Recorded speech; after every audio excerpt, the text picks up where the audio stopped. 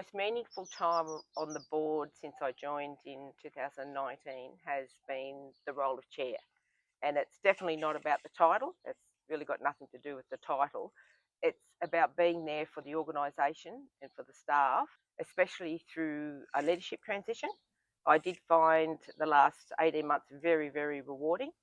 When we were going through the leadership changeover, it really demonstrated the governance of the board. We had very open conversations. We delved into all different aspects. We looked at what the values were, what the experience was, what was the person that we needed within the organisation to now move us on to the next phase.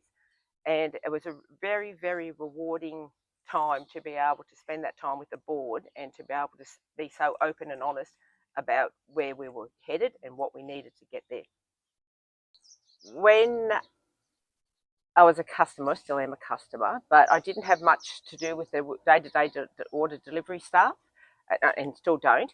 It was more when there was an issue that may have arisen that needed more of an in-depth business discussion. But I felt that the staff didn't tend to listen to, like, customers know their area and they know their patch, and it just felt that what we were going through, that staff weren't listening, and it puts a bit of a lasting impression. And you tend to think that, and it is just a perception, but you tend to think it's all about what's happening internally rather than dealing with the customers. My perception has changed because it was an assumption. And like anything, you only get to see 5–10% of the workings of any organisation. So since I've joined the board, I've actually got to get to know how the organisation runs and got to know staff. And generally, staff really take pride in what they do. They're very keen to see that the company moves ahead. And the culture's changed within the organisation. So yeah, once I stepped inside the board, you get to see so much more and get to understand the staff. Yes, the perception has gone to experience now, and yes, totally different to what it was when I was just a customer. There was actually two. The first one was I didn't fully appreciate the complexity of water, and that's the complexity of the systems, the policies that drive water, and also the politics that are involved in water.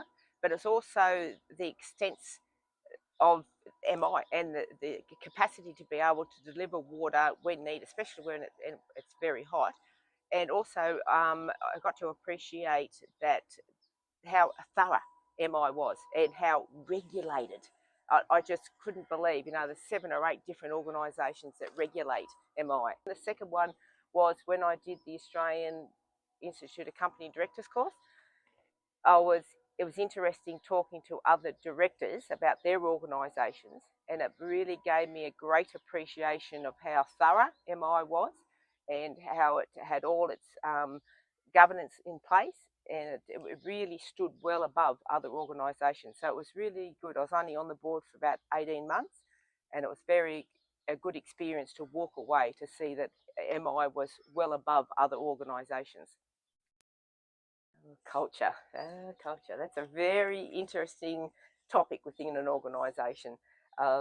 It takes strong leadership to make a good culture, and I felt that going back, maybe 20 odd years ago, the leadership in the company, it wasn't strong, and it just felt like it was a bit rudderless, and the staff were making their own decisions on how they would interact with customers. If you got on with the staff, you were good. If you didn't get on with staff, it just felt like it was, had no clear direction. But since strong leadership has come in, the culture has changed. It's not something easy to change because you're actually having to change people. But I can see that the culture is improving. It's a totally different mindset of the people now to what it was, say, even 15 years ago. So yes, it definitely has changed. I've always thought communication and listening, it's not just MI, it's most organisations. They tend to let that area drop a little bit, and it's one that I felt needed a little bit more work, is listening to our customers and communicating with that two-way communication. That has really improved especially over the last 12 to 18 months. And I do believe that we're now on a more of a direct path. But I do understand that it's very complex and it's hard because we do have a lot of unique customers and not one size fits all. And so it does get difficult to be able to get to everybody and understand their unique needs. But we need to start to focus a little bit more on communicating and listening to our customers. In some instances, yes, when we had some dealings, we're dealing with staff, and that you really did feel like you trusted them, the communication was there. But in other times, no. So not entirely. I wouldn't be able to say that's a total yes or no on that one. But yes, it often depends who you were dealing with.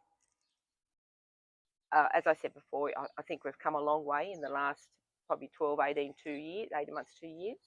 I'd probably think that the best way to answer that one is going back to the company's values, clarity, vulnerability, connection, and improvement.